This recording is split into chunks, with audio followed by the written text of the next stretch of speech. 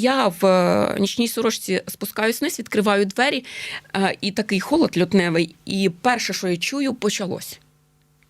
Єдине слово, яке він сказав, почалось, і мені здалося, що я піднялась над підлогою. Це був абсолютний колапс. Це неможливо порівняти ні з чим. Коли бойові дії наближаються впритул і виникає загроза окупації, або, можливо, вона вже відбулася, доводиться робити складний, але необхідний вибір – їхати у безпечніше місце. Часто це означає залишити дім, звичне життя, роботу, школу, близьких і на новому місці починати все спочатку. Історія сьогоднішньої учасниці проєкту Валентини Молдавчук – це історія про те, як багатодітна родина двічі ставала переселенцями, як їхала у невідомість, як будувала все з нуля і, зрештою, змогла облаштуватися на новому місці. Це подкаст і радіопрограма безпекового проєкту «Довідка інфо. Як із цим жити». Ми говоримо про кризові ситуації простою мовою, без моралі і без «тримайся». І шукаємо практичні поради, опори, які можуть полегшити життя тут і зараз.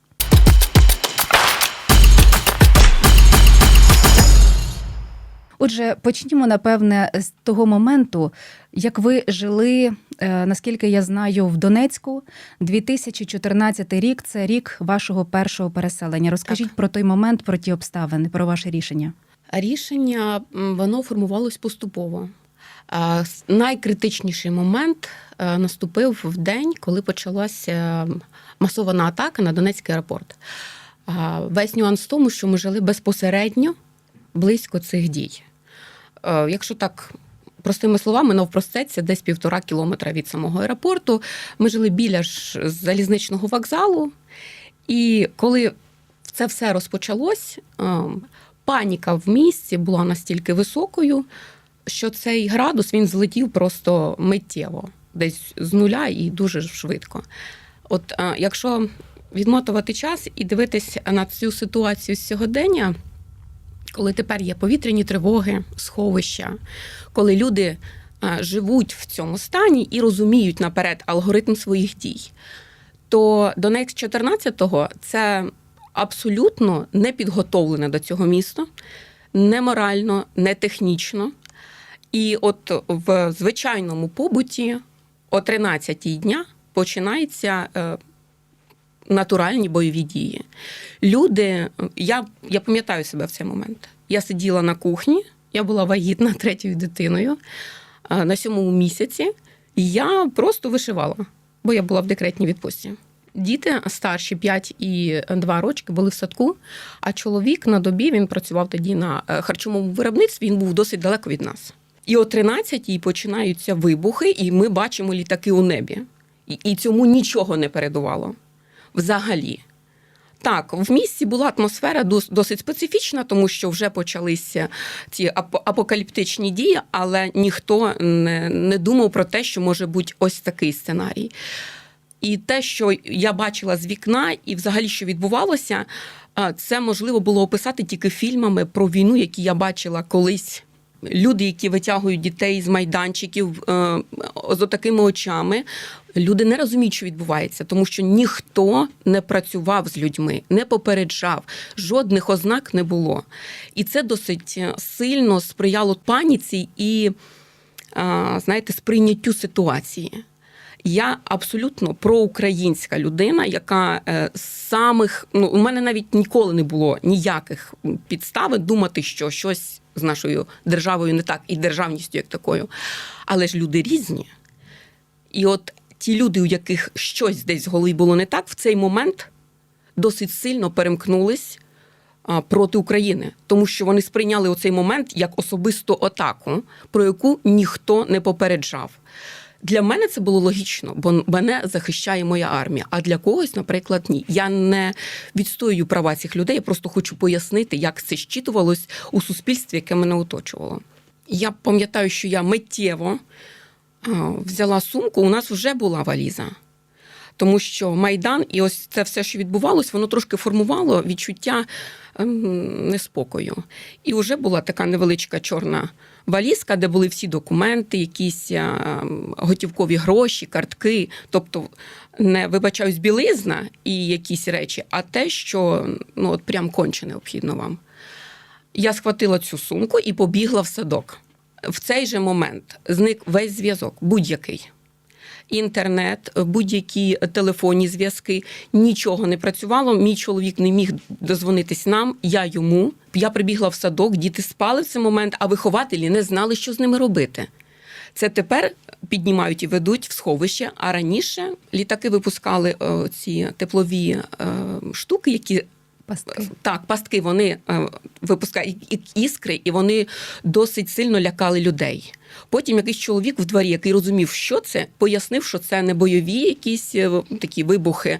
І трошки в дворі перестали кричати і плакати, тому що це була натуральна паніка. Бо ми бачили це очима. Ті, хто жили в інших частинах Донецька, ближче до Макіївки, там, чи в бік Маріуполя, в той бік, вони цього фізично не бачили, а у нас це відбувалось прямо над головою.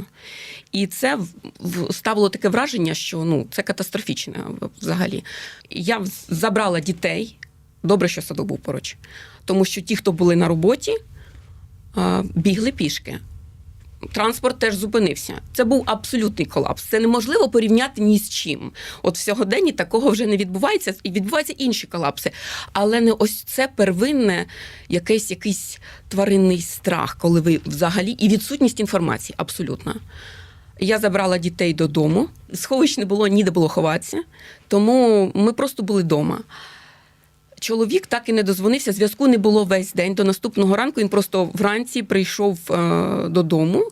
А головне, ввечері, близько вже ввечері, почались вже бойові обстріли, тому що почалась активна атака на аеропорт військами. Це вже, мабуть, була російська армія або якісь найманці, я не можу сказати точно. І оці бойові вистріли, вони були апогеєм, тому що ці чорні смуги в небі і взагалі. Я чітко пам'ятаю, як мій дворічний син сів під дверима і схватився за голову. І ось у цей момент я зрозуміла, що щось вже треба робити. Ми не можемо тут знаходитися. Я і до цього почувалася не досить комфортно, тому що перед цим був Великдень, і мої діти у вишиванках, я некомфортно відчувала себе. І коли прийшов чоловік, ми зібрали речі і виїхали до моїх батьків. Питання в тому, що у нас була... В межах Донецьку? Так, це була Донецька область, але це було, зараз всі розуміють, це Добропільський напрямок, майже під Харківщиною. Це моя мала батьківщина, я там народилася. Олександрівська громада, як на сьогодні вона так називається. І ми зібрали речі і поїхали до батьків. Для дітей це було середовище, де вони нормально себе почувались, ми досить часто там бували. І там була атмосфера абсолютного спокою і тиші, тому що там в період до 22-го року ніколи не було бойових дій і взагалі ознак якихось ось таких політичних і інших течій. Ми були там, чоловік повернувся до Донецьку, тому що він працював, і в нього було виробництво, і він відповідальний був за людей, за процес. І з цього моменту ми вже весь час знаходились у батьків. Так, ми періодично повертались, там документи, щось пов'язане з пологами. Я не розуміла, де я буду народжувати. Була прив'язана до пологового, до лікаря. І впродовж літа ми були у батьків, і ми очікували моменту, тому що ситуація розверталась так, що ось-ось, уже навколо Донецька були всі. Уже от Іловайськ, і ми думали, що ось уже звільнять. А вже коли стався котел, а мені за 2 тижні народжувати, то, як казала моя мама, ти будеш народжувати тут, це вже зрозуміло. І ми почали в останні дні облаштовувати вже кімнату, шукати якісь ліжечка дитячі, якісь речі, перевозити, тому що в донецькій квартирі те, що я приготувала, отак воно і простояло ще 2 роки, поки ми не приїхали остаточно забирати всі речі. В 16-му році. Ну і далі відбувається переселення вдруге. Це вже 2022 рік, це вже повномасштабне вторгнення. Відчуття повторення, чи це вже були інші? Це, як вам пояснити, це повторення навіть не вкупі. 14-й рік, це суб'єктивно, у кожного по-своєму, у мене залишив абсолютне, це травма. Це моральна, психологічна травма, яка переживалась досить довго. І ось тільки пройшов час, коли це більш-менш стало гоїться, на місці старої травми формується нова, ще більша. За цей час у мене змінилось повністю оточення, робота, не тільки в мене, і у чоловіка, бо він з часом переїхав так само до нас. Він став до лав Держслужби з надзвичайних ситуацій, отримав другу освіту. Це сказати, що перевернуло все з ног на голову, це не сказати нічого. І ось 22-й рік так само поступово вже формувалася ситуація, яка передувала цьому. І в мене було 100% відчуття, що щось буде. Але я не вірила в те, що у 21 столітті в когось вистачить. Я не знаю навіть, чого це повинно вистачити, щоб піти повномасштабною війною на столицю. Я гадала, що це буде продовження нашої історії, суто Донецької.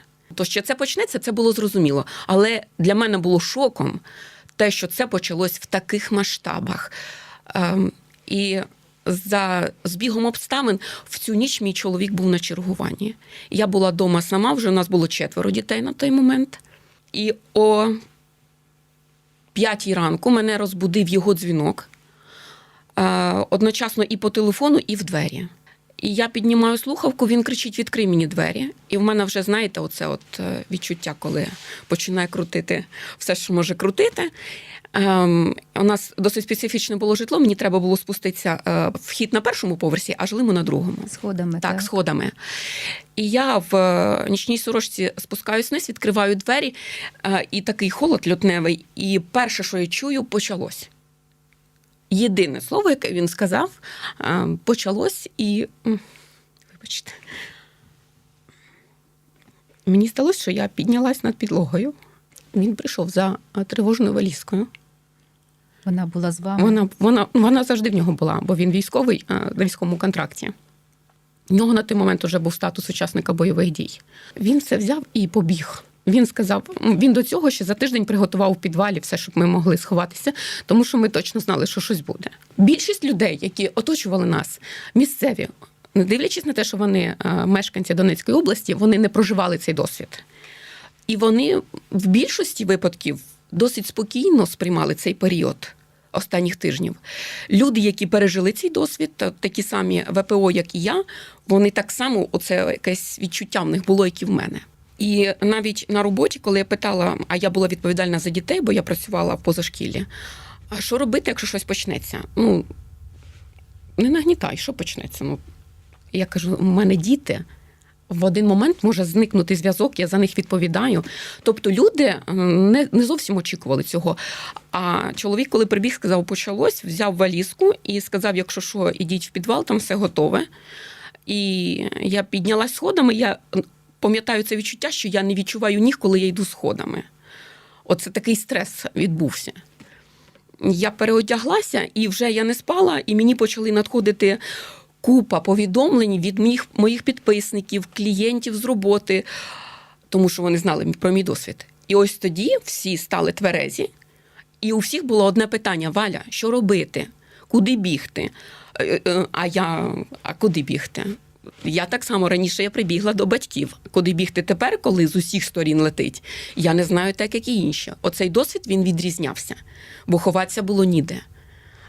Миттєво ви нічого ніякої ситуації ви не виправите. Потім наступний мій такий був дуже важкий момент – розбудити дітей і сказати їм про це. І я їх не будила, поки не прокинувся син, і він з таким обуренням: а чого ти нас не будеш? Ми ж запізнились до школи. І ось цей момент сказати, я вперше заплакала. У мене сталася істерика, і ось тоді вийшло це все, і я згуртувалася. Коли це вийшло, я обнулилась, можна сказати так. Тоді вже я почала дзвонити чоловіку, їх перші 3 доби не відпускали додому. Я взялась просто в побут. Мені треба зготувати йому поїсти, принести туди. Діти, організація цього всього. На вулиці почався хаос, черги в якісь банківські послуги і таке інше. Я трошки раніше це все підготувала, і готівку, і все, тому мені було простіше. І я побутом завантажила собі голову. І турбота там про батьків, про дітей, щось по роботі, як це устаткувати. Декілька днів це відбувалось в режимі, коли ви намагаєтесь менше панікувати і ось так координуватися. За декілька днів приїхало командування на роботу до чоловіка, і їм дали примусові рапорти на виїзд. Мій чоловік – учасник бойових дій, у нас донецька прописка. І сценарій, якщо, не дай Боже, прийдуть якісь військові російські, сценарій був максимально поганий для нашої родини. Тому що коли вони зайшли у Волноваху миттєво, то у них були певні списки, і хлопців з донецькою пропискою, тим паче учасник бойових дій, там було без варіантів. Тому ми зібрали речі, точніше, вони були зібрані навіть на рівні вже якихось одягу. До речі, я перед цим за декілька днів навіть записувала в Інстаграм відео, де я пояснювала, що таке валіза, як вона повинна виглядати, тому що документи – це те, що не відновлюється тижнями і місяцями, а білизну можна придбати. Тому не зосереджуйтесь на зубних щітках, а зосереджуйтесь на тому, що повинно вас ідентифікувати і полегшити ваш побут і впровадження в якусь нову громаду. Так от, на цей момент за 3 дні у нас були зібрані навіть якісь уже побутові речі, але і тут був нюанс. У чоловіка і у мене є сімейні зв'язки з Західною Україною, і тому родичі мого чоловіка запросили нас, і ми зібрались, сіли та поїхали туди, не знаючи, чи ми повернемось, що буде цей момент, коли закриваєш двері і йдеш. Але ось цей момент закривання дверей у мене не було істерики. Це вже було якесь чітке розуміння, що так краще, щоб ми були живі і здорові, нам треба виїхати. Тому що сценарій не знає наперед ніхто. Але, по суті, ви все робили самі, тобто ніхто вам не допомагав з логістикою? Ні, це сама сім'я організовує себе. Так, сім'я запропонувала, ви скористалися цією Так. можливістю, вам було куди поїхати, Так. і ви це зробили? Так, чоловік підготував ці документи якісь, і ми виїхали. Дороги були всі максимально завантажені, і ми не могли швидко доїхати цю дистанцію. Мене виручила знайома з Донецька, з нашого ж двору, з якою я підтримувала зв'язок. Вони жили в самому місті Дніпро, і на цей момент вони вже поїхали в бік кордону з чоловіком і з дітьми. Але ключі були у сусідів, вона мені каже, заїжджаєте, ночуєте, відпочиваєте, думаєте про свої подальші дії, і потім їдете. І ми так і зробили, ми доїхали такими певними етапами. Спочатку ми їхали з Дніпра у Вінницю, бо в Вінниці і зараз мешкає мій брат з родиною. Ми ночували прямо в дорозі, тому що дороги були дуже сильно заполонені машинами. А це була окрема історія, те, що відбувається з людьми під час того, як вони в таких ситуаціях гуртуються на дорозі. З Вінниці ми вже поїхали на захід. Ми навіть, до речі, в Вінниці шукали варіанти, щоб залишитись там. Але варіантів не було. Все максимально було зайнято. І ми поїхали далі. І 4 місяці ми жили в Рахівській громаді, там в Ясінях. Потім чоловіку дали рапорт на переїзд до Києва, і влітку ми переїхали в Київ. Отже, коли кризові ситуації, передусім це емоційно дуже сильно вибиває з колії. І, очевидно, тут навіть найпростіший, найпрактичніший варіант – це можна навіть виплакатися, дати емоціям вийти в той момент, коли потрібно згуртуватися. І це теж можливість для того, щоб зрозуміти, як діяти далі. Можливо, якщо є час для того, щоб скооперувати свої дії, можна просто зайняти себе побутом для того, щоб простіше сприймати речі, для того, щоб очистити мізки, для того, щоб потім можна було вже планувати, як кажуть, з ясним розумом. І знову рідні, близькі, знайомі, всіх можна піднімати на ноги, всім телефонувати, дізнаватися, куди і як, враховувати, що дороги, особливо коли це ситуація стосується цілого регіону або навіть і країни, як під час повномасштабного вторгнення, особливо початку, можуть бути завантажені, трафік шалений, тому враховувати все від того, на чому ви їдете, бензин, пальне, яке необхідне для цього. Якщо діти, продумати, що з собою берете, ну і тривожна валіза, вона залишається знову-таки на поготові. Це дуже важливо.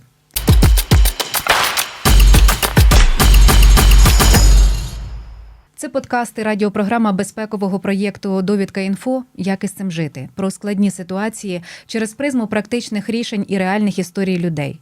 Сьогодні ми говоримо про переселення з тимчасово окупованої території. І Переходячи до питання облаштування на новому місці, це зазвичай проблеми, тому що документи є, нібито, здавалося, вже частина вирішена, але все одно з цими документами далі потрібно, як ви казали, ідентифікувати себе, влаштувати дітей у заклади, роботу, чи знайти, чи відновити. Як у вас відбувався цей період адаптації?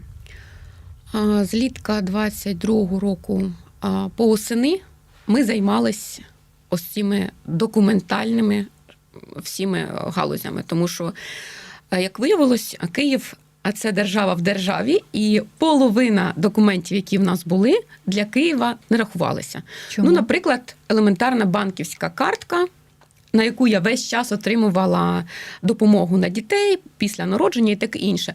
От всюди вона однакова, а в Києві мені потрібно було її переробити на картку киянина. Чому? Мені ніхто не пояснював, от треба і треба. Враховуючи масштаби, особливо на той момент запитів, картка перероблювалась досить довго. І ось цей період ніяких фінансових надходжень ви не отримуєте. Так само досить довго не було надходжень по ВПО, тому що це все документальні нюанси, які тягнуться, і окрім вас, вони особливо нікого не турбують. Якщо ви не будете цим займатися і штовхати цей потяг, то він буде стояти на місці. Тому треба було бути готовими до того, що якийсь період, досить довгий період, державної цієї підтримки у нас не було. Вона потім, як то кажуть, заднім числом була нарахована, але певний період її не було, тому що так склалося. Потім все стало, досить стало, але той період було важкувато. Влітку, десь перший місяць я не була працевлаштована, а потім я зрозуміла, що треба щось робити, так само організувати саму себе. І оскільки я до цього працювала тренером і фахівцем з рухової терапії, тому стала продивлятися якісь нюанси в соціальних мережах, і так реклама підтягує цей запит. Мені прийшов те, що вам потрібно. Так. І мені пішли такі якісь меседжі плану, що десь потрібен тренер або ще щось. І те, що мене цікавило, я відвідувала, спілкувалась і таким чином влаштувалась на роботу в фітнес-клуб. Так само. Чоловік працював в пожежній, і так як і було. Діти перший час... Школу ми не змінювали, тому що вони були дистанційно в тій школі, в якій вони навчались на Донеччині. Це було досить довго, тому що, по-перше, була віра, що ось Харківщина, ось уже ми близько, нас скоро це все зупиниться, ми переможемо, все буде окей. По-друге, у мене було якесь трошки,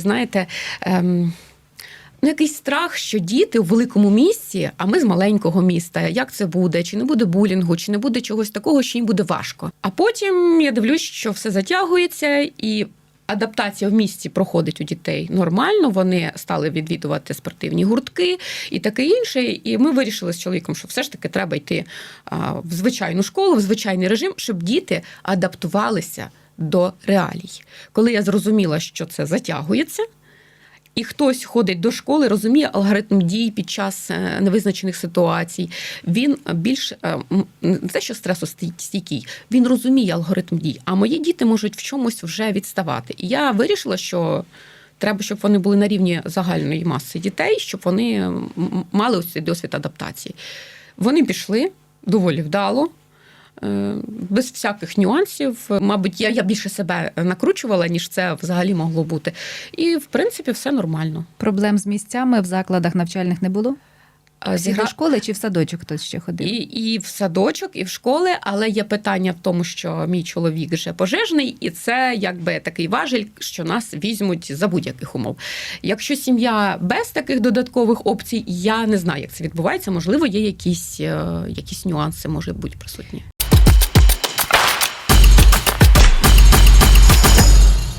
особа повинна взяти всі необхідні документи, які в неї є, тобто паспорт, ідентифікаційний код, свідоцтво про народження дітей, власні свідоцтва про народження, і також правовстановлюючі документи на майно. Коли вже внутрішньо переміщені особи прибувають на інше місце проживання, важливо в першу чергу стати на облік як внутрішньо переміщена особа, тобто звернутися до ЦНАПу або до управління соціального захисту населення і подати необхідні документи для того, щоб отримати довідку ВПО.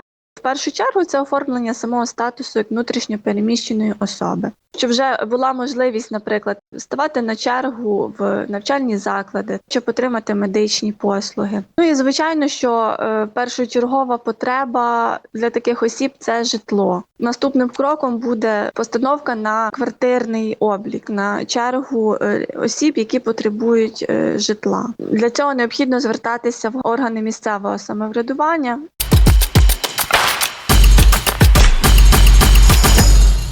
Ви пам'ятаєте той момент, коли, можливо, навіть попри повномасштабне вторгнення, навіть попри бойові дії, навіть попри сирени, які лунали в Києві і лунають досі, коли ви відчули, що більш-менш цей момент можна зафіксувати як облаштування на новому місці? Мабуть, весна 23-го, коли пройшов перший такий шоковий стан після відключень, перша хвиля відключень, яка була.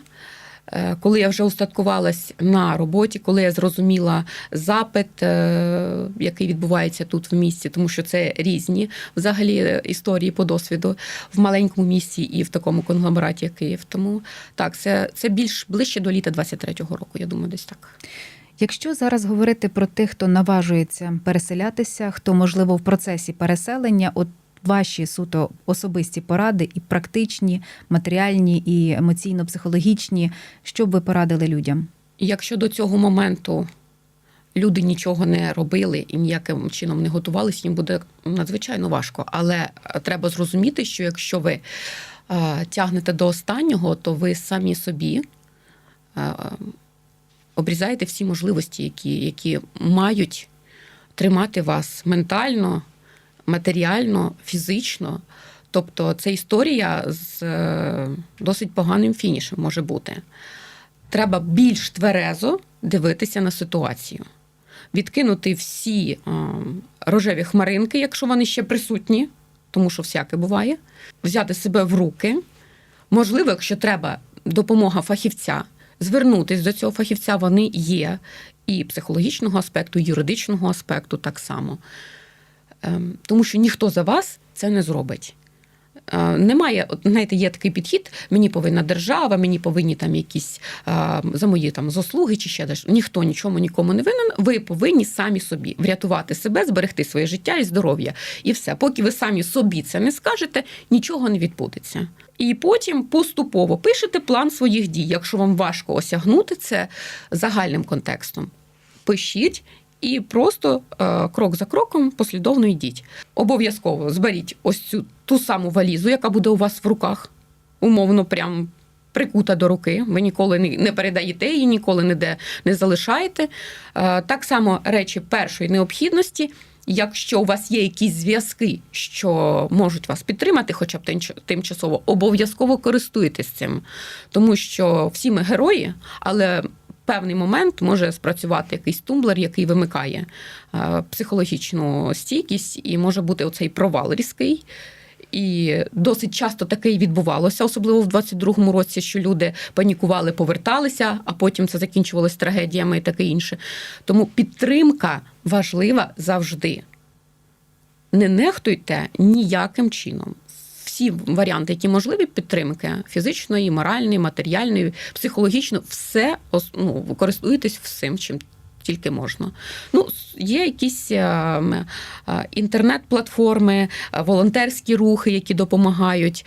Тобто, якщо це взагалі вже така досить складна ситуація, і там вивозять білі янголи або ще що, то це ж взагалі інша історія. А якщо люди живуть в містах, де ще більш-менш ситуація, то, в принципі, можна звертатись в різні інстанції, які допомагають. І я нагадаю, а також підсвічу ще раз важливий момент, коли ви переїжджаєте на нове місце, потурбувавшись про те, де саме ви будете, хто може вас прийняти, чим допомогти. Пам'ятайте про те, що документи і готівка – це дуже важливий момент, тому що документи допомагають вас ідентифікувати, готівка допомагає перебути той період, поки заблоковані картки, неможливість отримати виплати вчасно. Ці проблеми можуть бути, а якщо ще і ви наймаєте житло, тут треба розраховувати, що гроші і на це мають бути. Тому готівка з собою обов'язково, подбайте про це. Навіть попри те, що ніхто нікому нічого не винен, і все ж держава, наскільки може в умовах повномасштабної війни, не тільки йде на зустріч, а намагається допомогти. А якщо говорити про допомогу з боку держави, то на що могли розраховувати з того, що було в переліку запропонованих програмою державою ініціатив? У 18-му році мій чоловік в цей час навчався в Харківському університеті цивільного захисту, і там один з його друзів досить випадково промовив, що він бере участь в державній програмі. 280-та постанова – це для пожежних, які є учасниками бойових дій і які втратили житло на окупованій території. Тобто це відшкодування втраченого майна для захисників незалежності та суверенітету держави. На той час воно вже діяло як певний час, але чоловік про це не чув. Чомусь є такий мінус, що інформація не досить ефективно доноситься до тих, хто повинен її знати. Ось оце дуже величезна така прогалина. Я не знаю хто, але хтось повинен це робити. А на той момент цієї інформації не було. І він здивувався, що взагалі така програма є. Приїхав, розказав мені і каже, можливо, нам можна спробувати. Я кажу, ми не втрачаємо нічого, давай будемо пробувати. І він почав оцей процес відвідування всіх кабінетів, які тільки можливо. Це потрібно запастись величезним терпінням. От прям максимально величезним терпінням. Але в минулому році ми все ж таки отримали результат від цієї програми. І завдяки цьому ми маємо тепер власне житло. Це 280-та постанова. Там є дуже багато нюансів, це не все так просто, але це можливість не залишитись на вулиці. І знову ж таки, це для учасників бойових дій, які втратили житло на окупованій території. Для ВПО, які не є учасниками бойових дій, є інші програми, є оселя і таке інше. Там свої нюанси.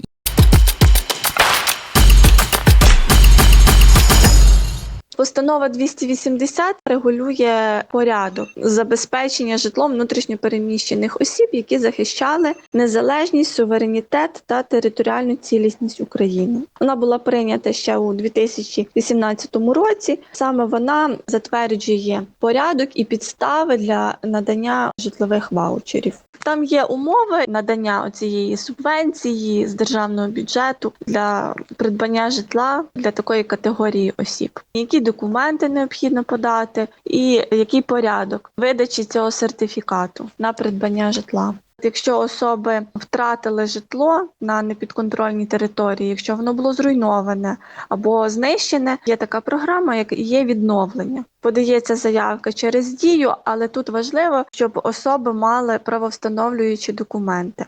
І важливо, щоб право власності на це житло було зареєстроване в реєстрі речових прав на нерухоме майно. Тому що якщо реєстрація не була здійснена, а право власності було набуте ще до 2013 року, то тоді буде необхідність визнавати право власності в судовому порядку. Внутрішньо переміщені особи мають право на безоплатну правничу допомогу. Вони можуть звернутися в бюро правничої допомоги для того, щоб їм допомогли оформити звернення, і в подальшому адвокат міг допомогти скласти позов і визнати право власності в судовому порядку.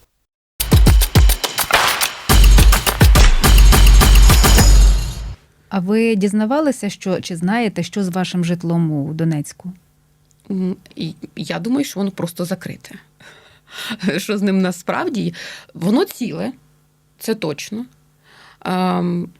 Один момент, колись туди намагались когось селити, тому що ми не сплачували комунальні. Ми написали заяви на той момент, що ми не користуємося газом, електрикою, всім, і воно все було опломбоване. Але все одно, якщо ми не живемо, в якийсь момент хотіли когось селити туди.